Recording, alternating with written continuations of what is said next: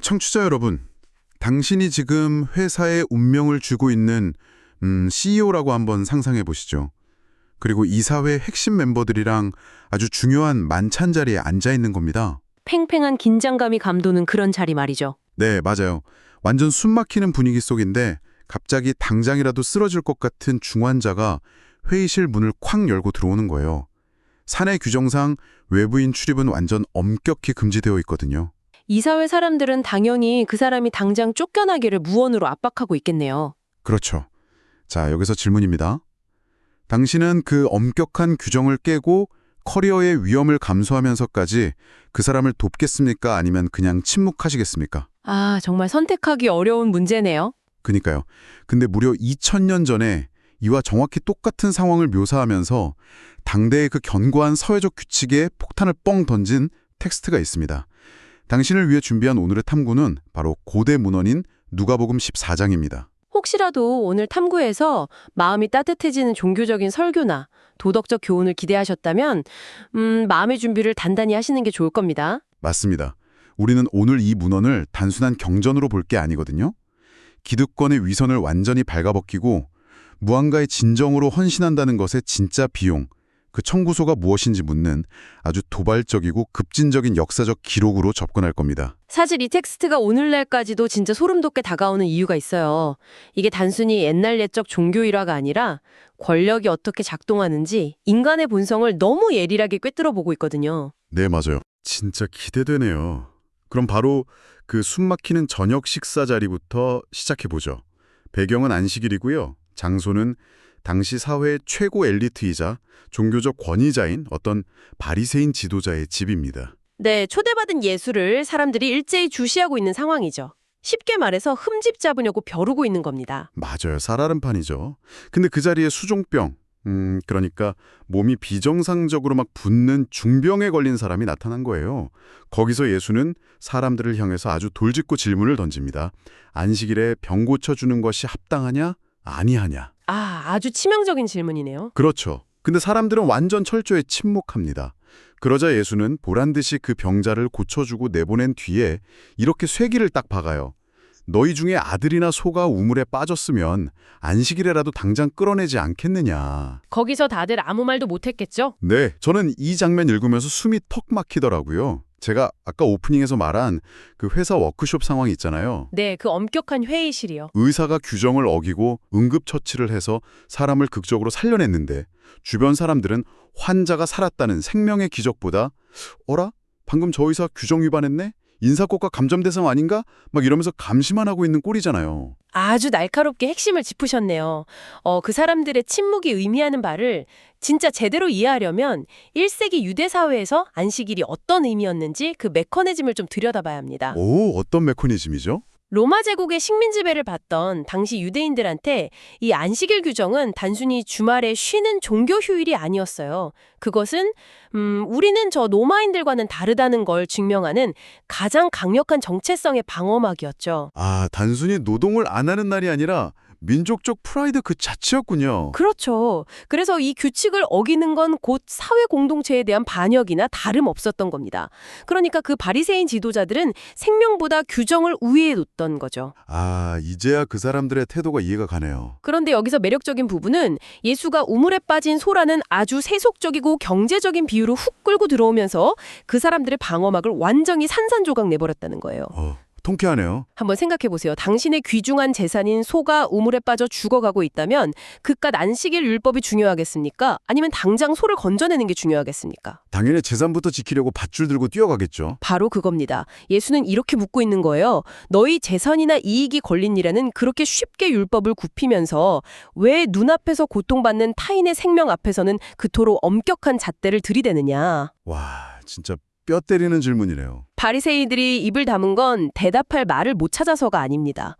자신들의 그 끔찍한 모순이랑 위선이 너무나 적나라하게 폭로됐기 때문이죠. 완전 완벽한 논리적 함정에 빠진 거네요. 자기 재산을 지키고 싶고 율법 수호자라는 체면도 지켜야 하니까 진짜 꿀먹은 벙어리가 될 수밖에 없었겠어요. 네, 빠져나갈 구멍이 없죠. 근데 이 식사 자리의 긴장감이 여기서 끝나는 게 아니더라고요. 병을 고친 사건 때문에 이미 공기가 완전 싸늘하게 얼어붙었는데 예수는 멈추지 않습니다. 사람들의 행동 하나하나를 막 관찰하려니 본격적으로 판을 흔들어 버립니다. 식탁 자리 배치를 가지고 문제 제기를 하죠. 네. 식사 자리에서 사람들이 상석, 그러니까 자기를 과시할 수 있는 높은 자리를 차지하려고 막 눈치 싸움하는 걸 콕 집어서 지적하거든요. 그러면서 초대받으면 차라리 맨 끝자리로 가라 이렇게 조언하더니 심지어 파티를 연 집주인한테는 더 황당한 조언을 합니다. 어떤 조언이었죠? 잔치를 열 때 부유한 이웃이나 친척을 부르지 마라. 그들이 너를 다시 초대해서 갚을까 두렵다. 차라리 갚을 능력이 전혀 없는 가난한 자, 맹인, 몸 불편한 자들을 불러라. 저는 솔직히 여기서부터 텍스트가 너무 비현실적으로 느껴졌어요. 어떤 점에서 그렇게 비현실적이라고 느끼셨나요? 아니, 네트워킹은 현대인들의 기본 생존 방식이잖아요. 우리가 파티나 모임을 연다고 하면 당연히 나한테 도움을 줄 수 있는 사람이나 업계에서 영향력 있는 사람을 부르는 게 상식 아닌가요? 그렇죠. 보통은 그렇게 하죠. 근데 갚을 영역이 없는 사람만 부르라니 이건 뭐 현대의 인맥 쌓기나 비즈니스 문화를 완전히 다 부정하고 그냥 혼자 도태되라는 소리처럼 들린단 말이에요. 그렇게 들리시는 게 당연합니다. 그리고 놀랍게도 1세기 지중해 연안의 엘리트들한테도 그 말은 진짜 미친 소리나 다름없었을 겁니다. 아, 그 당시에도 이상한 소리였군요. 네, 이걸 더 큰 그림이랑 연결해 보면요. 당시 로마와 유대 사회를 지배하던 핵심 시스템을 흔히 패트론 클라이언트 시스템이라고 부르거든요. 후원자와 수혜자의 철저한 상호 호혜성이죠. 상호 후혜성이라면 내가 주면 너도 좋아한다 이런 건가요? 맞습니다. 쉽게 말해서 준 만큼 받는다는 퓨에드 프로 콰의 경제였어요. 내가 오늘 훌륭한 만찬을 베풀어서 유력자를 초대하면 그건 그냥 순수한 호의가 아니에요. 상대방에 보이지 않는 부채장부에 빚을 딱 달아놓는 행위였던 거죠. 아, 밥 한 끼 먹는 게 그냥 친목도모가 아니라 일종의 벤처 투자이자 권력의 거래소였던 거네요. 나중에 청구서 내밀려고요. 정확합니다. 그 빚은 나중에 내 사회적 지위를 높이거나 정치적인 도움을 받아낼 때 환전할 수 있는 아주 중요한 사회적 화폐였어요. 근데 예수가 다시 갚을 능력이 있는 사람을 부르지 마라 라고 한 건 그 화폐 시스템 자체를 부숴버린 거네요. 그렇죠. 이건 사회적 화폐 시스템에 대한 파산 선고를 내린 거나 마찬가지입니다. 불우이웃 돕기 같은 단순한 자선 캠페인이 아니에요. 너희가 의존하고 있는 그 권력 교환의 장부책을 찢어버려라 라는 완전 체제 전복적인 선언입니다. 와, 기득권층 입장에서는 진짜 기가 막혔겠네요. 자기들 체면이랑 지위를 유지해주던 거대한 기둥을 막 뽑아버리고 아무 보상도 없는 무조건적인 환대의 세계로 넘어가라는 거잖아요. 그러니까 그 자리가 얼마나 숨막혔겠어요. 텍스트를 보니까 이 살얼음판 같은 분위기를 수습해보려고 식사 자리에 있던 어떤 손님이 갑자기 훅 끼어들더라고요. 네, 아주 어색한 타이밍에 한마디 하죠. 하나님의 나라에서 떡을 먹는 자는 복되도다. 속으로는 아마 아이고 밥 먹는데 너무 무거운 얘기 그만합시다. 나중에 다 같이 천국 가서 밥 먹으면 얼마나 좋겠어요. 하하 뭐 이렇게 분위기 좀 깨보려고 한 것 같아요. 네, 전형적인 아이스 브레이킹 시도였죠. 근데 예수는 그냥 허허 웃고 넘어가지 않습니다. 오히려 엄청난 스케일의 큰 잔치 비유를 꺼내들면서 이 분위기를 완전히 확인사살해버려요. 오히려 그 손님의 얄팍한 발언이 예수한테 아주 완벽한 무대를 제공해준 셈이 돼버렸어요. 근데 전문가님, 이 잔치 비유의 전개는 솔직히 정말 당혹스럽거든요. 주인이 성대한 잔치를 열고 VIP들을 초대했는데 시간이 돼서 종을 보내니까 이 귀빈들이 약속이나 한 듯이 일제히 핑계를 댑니다. 어떤 핑계들이었죠? 첫 번째는 나 밭 샀으니까 가봐야 한다. 두 번째는 소 5결에 샀으니까 시험해봐야 한다. 세 번째는 나 장가 갔으니까 못 간다. 이렇게요.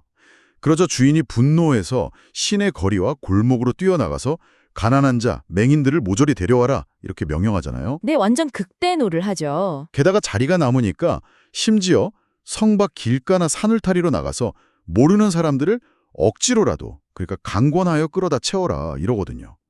저는 이 부분 읽으면서 주인의 반응이 좀 너무 오버하는 거 아닌가 생각했어요. 오버요? 어떤 면에서요? 아니, 밭 사고 비즈니스 장비인 소를 사고 결혼하는 건 한 사람 인생에서 진짜 중요하고 합당한 이유들 아닌가요? 이게 그렇게까지 분노할 일인가요? 이건 마치 뭔가요? 억만장자가 자기 회사 이사회 멤버들을 호화 요트 파티에 초대했는데 다들 바쁘다고 안 오니까 홧김에 길거리 청소부들한테 자기 회사 스톡 옵션을 전부 뿌려버리는 거랑 똑같잖아요. 이사회 권력을 아예 해체해버리면서요. 너무 극단적이에요. 와, 억만장자와 이사회 멤버 비유 아주 탁월하네요. 그 권력의 해체가 사실 이 비유의 핵심이거든요. 아까 제기하신 의문, 그러니까 밭을 사고 소를 사는 게 왜 문제인가에 답하려면 고대 중동의 연회 문화를 좀 깊이 들여다봐야 합니다. 아, 거기에 뭔가 비밀이 있나요? 네. 당시 이런 거대한 잔치는 하루아침에 갑자기 카톡 보내서 부르는 게 아닙니다. 이른바 이중 초대 시스템이었어요. 사전에 미리 내가 잔치를 열 텐데 오시겠습니까? 하고 물어서 RSVP, 즉 참석 확답을 다 받아놓는 거죠. 아, 미리 인원 파악을 다 해놓는 거군요. 그렇죠. 주인은 그 인원수에 맞춰서 어마어마한 돈을 들여 소와 양을 도축하고 요리를 준비합니다. 냉장고가 없던 시절이니까 당일에 그 많은 음식을 다 소비해야 하잖아요. 그래서 잔치 당일이 되면 이제 준비가 다 끝났으니 오십시오 하고 다시 종을 보내는 겁니다. 헉, 세상에. 그러니까 지금 저 VIP들은 사전에 자기가 가겠다고 분명히 약속을 해놓고 막상 당일 돼서 음식이 쫙 차려지니까 일제히 약속을 파기해버린 거네요. 정확합니다. 이건 단순하게 일정을 취소한 게 아니에요. 주인의 명예를 공개적으로 완전히 짓밟아버리는 치명적인 사회적 모욕이었습니다. 와, 그건 몰랐네요. 게다가 그들의 핑계를 하나씩 뜯어보면 더 과관이에요. 밭을 샀는데 보러 간다?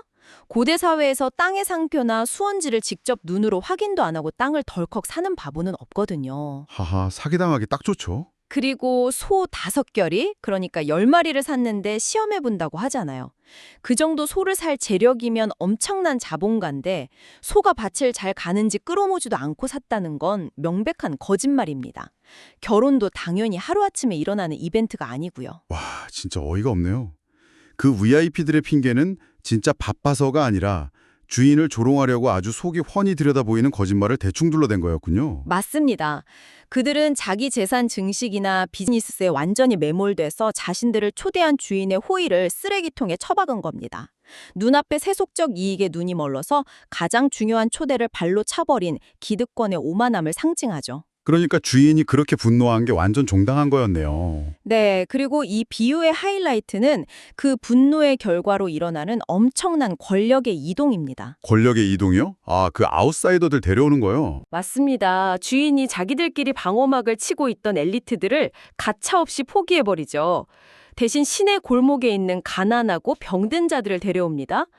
심지어 성박 산울타리에 있는 자들, 당시에 사람 취급도 못 받던 완전한 이방인이나 아웃사이더들을 강권하여 채우라고 하잖아요. 네, 억지로라도 끌고 오라고 하죠. 그들이 감히 저런 잔치에 들어갈 엄두를 못 내고 머뭇거릴 때 강력히 팔을 이끌어서라도 빈자리를 채우라는 겁니다.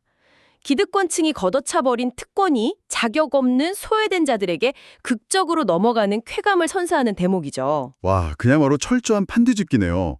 자, 잔치 이야기는 이렇게 통폐하게 끝납니다. 텍스트를 보면 누구나 잔치에 들어와서 은혜를 누릴 수 있는 것처럼 아주 포용적으로 흘러가거든요. 네, 겉보기엔 아주 훈훈하죠. 근데 여기서부터 분위기가 믿을 수 없을 정도로 급반전됩니다. 저는 솔직히 이 이어지는 대목 읽다가 너무 섬뜩해서 잠깐 멈칫했어요. 십자가 이야기 나오는 부분인가요? 네, 예수의 기적이나 그 통쾌한 권력 비판을 본 수많은 무리가 막 열광하면서 예수를 따라갑니다. 근데 예수는 가던 길을 멈추고 휙 돌아서더니 그 군중들을 향해 상상도 못할 무거운 조건을 딱 내걸어요. 아주 극단적인 조건이죠. 내 제자가 되려면 자기 부모와 처자와 형제자매, 심지어 자기 목숨까지 미워하고 자기 십자가를 져야 한다. 아니, 전문가님, 이거 너무 극단적이지 않습니까? 아까는 길거리 소외된 사람들까지 다 안아주라면서요. 그렇죠. 포용을 이야기했었죠. 근데 이제 와서 내 가족과 내 목숨을 미워하라니요. 솔직히 현대 기준으로 보면 이거 완전 위험한 사이비 종교에서나 할 법한 발언 아닌가요? 우리는 이 모순을 대체 어떻게 받아들여야 하죠? 청취자 여러분이나 호스트님이 느낀 그 당혹감과 충격이 사실 예수가 정확히 의도한 바입니다. 막 열광하는 군중들한테 아주 차가운 찬물을 확 끼얹어 거는 거죠. 찬물이요. 왜 굳이 찬물을 붓죠? 이 대목을 오해 없이 소화하려면 고대 언어가 어떻게 작동하는지 알아야 하는데요. 1세기 고대 중동의 수사학에서 미워하다라는 단어는 우리가 평소에 쓰는 감정적인 혐오나 분노를 의미하는 게 절대 아닙니다. 그럼 무슨 뜻인데요? 이건 두 가지 대상 사이에서 극단적인 우선순위를 설정할 때 쓰는 아주 전용적인 관용적 표현이에요. 그러니까 A를 사랑하고 B를 덜 사랑한다는 의미를 강조하기 위해서 A를 사랑하고 B를 미워한다고 과장해서 표현하는 식이죠. 아하. 그러니까 진짜로 내 부모, 내 자식을 막 증오하라는 게 아니라 나의 핏줄이나 나의 생존 본능조차도 당신이 따르려는 이 진리의 길보다는 밑에 두어야 한다는 철저한 우선순위 재조정을 요구하는 거였군요. 정확하게 이해하셨습니다. 예수는 단순히 막 사람들 인기 끌어모으려는 정치인이 아니었어요. 기적을 보고 막 몰려드는 군중들의 맹목적인 열정을 가장 경계했던 겁니다. 아, 냄비처럼 끓어오르는 열정이요? 네. 그래서 가족과 목숨마저 뒤로 해야 하는 그 무서운 비전을 정말로 따르겠다면 제발 흥분부터 가라앉히고 냉정하게 비용 계산부터 먼저 하라면서 두 가지 비유를 연달아 던지는 겁니다. 맞아요. 그 망대 비유랑 전쟁 비유잖아요. 건물을 짓기 전에 예산이 충분한지 먼저 계산하지 않겠느냐? 안 그러면 기초만 쌓고 끝내지 못해서 비웃음만 산다. 네. 승산이 없으면 아예 시작도 하지 말고 미리 화친을 청해야 한다고요. 전문가님은 이 비유 어떻게 보셨는지 모르겠는데 저는 여기서 완벽하게 현대의 비즈니스 세계가 겹쳐 보였어요. 오, 비즈니스 세계요? 흥미롭네요. 무언가 원대한 스타트업을 창업하거나 대규모 기업 M&A를 하기 전에 일단 당장 엑셀부터 켜서 투자 대비 수익률, 그러니까 ROI랑 파산 리스크를 완전 냉혹하게 계산하라는 아주 차가운 현실 감각을 요구하고 있잖아요. 그렇죠. 철저한 계산이 필요하죠. 종교 지도자가 신도들한테 덮어놓고 그냥 믿습니다. 이걸 요구하는 게 아니라 오히려 지원자들한테 야, 노예가 알량한 열정 말고 내 모든 지분을 다 털어넣을 각오가 되어 있는지 엑셀로 견적부터 뽑아와라. 이렇게 돌려보내는 것 같단 말이에요. 와, 엑셀 창에 비유한 그 시각이 이 텍스트의 전곡을 완전히 찌르고 있습니다. 이 길은 그냥 무작정 뛰어든다고 되는 일이 아니라는 강력한 경고거든요. 네, 견적을 똑바로 내라는 거죠. 자신의 모든 소유를 버릴 수 있는 각오, 내 인생의 지분 100%를 걸 수 없이면서 그냥저냥 분위기에 휩쓸려서 따라 나서는 건요. 기초공사면 하다가 돈 떨어져서 버려진 그 흉물스러운 망대처럼 우스꽝스러워진다는 겁니다. 패배가 뻔한 전쟁에 뛰어든 것처럼 무모한 짓이고요. 아, 듣기만 해도 서늘하네요. 진정한 헌신에는 그만큼 막대한 청구서가 따른다는 걸 사람들에게 숨기지 않고 아주 적나라하게 보여주는 대목이죠. 그 막대한 청구서를 감당할 수 없다면 차라리 시작도 하지 말라는 그 서늘함. 그래서 이 텍스트의 마지막 마무리가 그렇게 씁쓸하면서도 강력하게 꽂히는 거군요. 그렇습니다. 텍스트가 소금 이야기로 딱 끝을 맺잖아요. 소금이 만일 그 맛을 잃으면 무엇으로 짜게 하리요. 땅에도 거름에도 쓸데없어 내버리느니라. 선미 맞음 잃으면 그냥 거려진다는 거네요. 네, 고대의 소금은 지금 우리가 먹는 것처럼 순수하게 정제된 화학물질이 아니었거든요. 불순물이 막 섞여 있었고 짠맛을 내는 진짜 소금 성분이 물에 씻겨 내려가면 그냥 아무짝에도 쓸모없는 광물 덩어리만 덩그러니 남게 됐어요. 짠맛이 아예 사라져버린 돌덩어리네요. 맞습니다. 철저한 비용 계산 없이 모든 걸 거는 진짜 헌신도 없이 그저 기득권의 잔치에서 떨어지는 부스럭이나 주워 먹으려는 태도. 그런 맹목적인 태도야말로 바로 그 맛 잃은 소금이라는 아주 뼈아픈 일갈인 거죠. 와, 진짜 엄청난 통찰이네요. 자, 벌써 시간이 이렇게 됐습니다. 청취자 여러분, 오늘 당신과 함께 파헤쳐본 이 깊이 있는 탐구를 좀 정리해 보겠습니다.